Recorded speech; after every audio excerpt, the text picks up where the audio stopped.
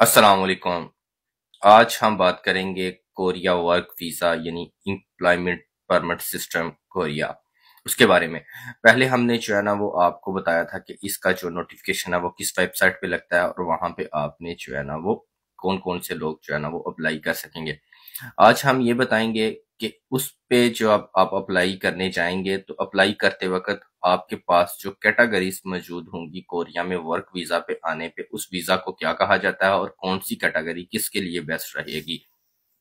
सबसे पहले तो ये कि जब जिस दिन इश्तिहार लग जाए oec.gov.pk पे तो वहां पे जो उन्होंने लिंक दिया होगा जैसे ही आप उस पर क्लिक करेंगे तो आपके पास जो है ना वो नई विंडो ओपन हो जाएगी। तो वहां पे आपने अपना नाम, आईडी कार्ड नंबर वगैरह जो भी रिक्वायरमेंट होगी वो फिल करनी है।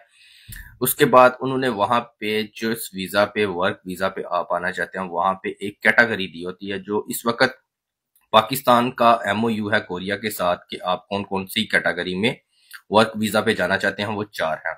सबसे पहले मैन्युफैक्चरिंग। मैन्युफैक्चरिंग जो कैटेगरी है इसमें असेंबलिंग वगैरह सारी चीजें जो है ना वो प्रोडक्शन वगैरह आ जाती है।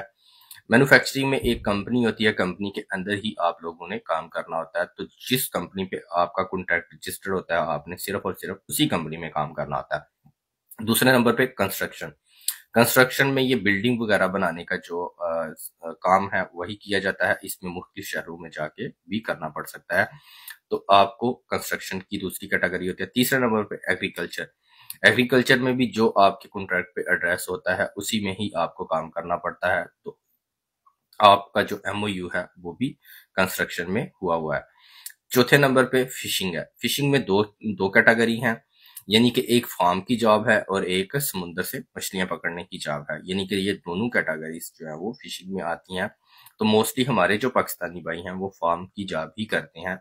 जो समुद्र से मछलियां पकड़ने वाला काम है वो थोड़ा सा मुश्किल है क्योंकि वहां पे खाने का मसला मसाइल आ जाता है। अब जो लड़कियां हैं मेरी उनसे यही रिक्वेस्ट है कि वो मैन्युफैक्चरिंग में करें क्योंकि मैन्युफैक्चरिंग में काम आसान होता है लेडीज के करने वाला। एग्रीकल्चर में जाएंगे तो वहां पे भी आसान होता है लेकिन हमारी जो पाकिस्तान की फीमेल्स हैं उनके लिए मुश्किल होगा। लेकिन मैन्युफैक्चरिंग आप लोगों के लिए बेस्ट रहेगा। बाकी जो लड़की हैं जो कंस्ट्रक्शन का काम जानते हैं वो कंस्ट्रक्शन में करें, जो एग्रीकल्चर का जानते हैं एग्रीकल्चर में करना चाहते हैं तो उसमें करें। फिशिंग वाले अगर फिशिंग में करना चाहते हैं तो वो भी कर सकते हैं। लेकिन इन चार कैटेगरीज में से जो लड़कों के लिए भी बेस्ट है वो मैन्युफैक्चरिंग ही है। इसमें काम भी आसान होता है, यानी कि ओवर टाइम वगैरह सैलरी वगैरह अच्छी बन जाती है। दूसरे नंबर पे अगर मैं बात करूंगा लड़कों को अप्लाई करने की तो फिशिंग में करें। तीसरे नंबर पे मैं ऑप्शन दूंगा तो वो ज़रायत में करें। चौथे नंबर पे दूंगा तो वो कंस्ट्रक्शन में करें। ये मेरी तरफ से मैंने अपने पॉइंट ऑफ व्यू से आप लोगों को तरतीब बता दी है। बाकी आपने अप्लाई करते वक्त आपने कौन सी कैटेगरी सेलेक्ट करनी है ये आप पे डिपेंड है।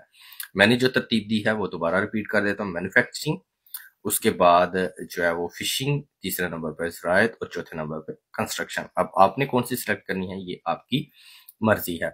बाकी जब आप ये एक बार ये अप्लाई करते वक्त जो कैटेगरी सिलेक्ट कर लेंगे वो आप दोबारा जो है ना वो कैटेगरी चेंज नहीं कर पाएंगे।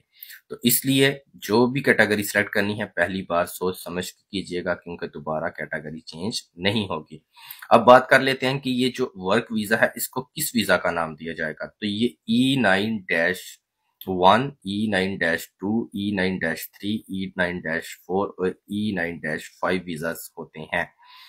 तो इसलिए बेसिकली अगर इनको शॉर्ट फॉर्म में ही कहा जाए तो E9 वीजा ही कहा जाता है। तो E9 वीजा आप लोगों ने याद रखना है क्योंकि इस वीजा का नाम अब नेक्स्ट वीडियो में बार बार भी आ सकता है। तो इसलिए आपको पता होना चाहिए कि पाकिस्तान से जो लेबर वीजा है उसको E9 वीजा कहा जाता है। अब नेक्स्ट वीडियो में इंशाल्लाह इनके मेरिट्स के बारे में बात की जाएगी। इन चार कैटेगरीज के मेरिट कौन कौन से होते हैं, कितने लगते हैं, फिर उसके बाद इंशाल्लाह नेक्स्ट प्रोसीजर की तरफ जाएंगे। आज की वीडियो में इतना ही। दुआ में याद रखें। जज़ाकल्लाह।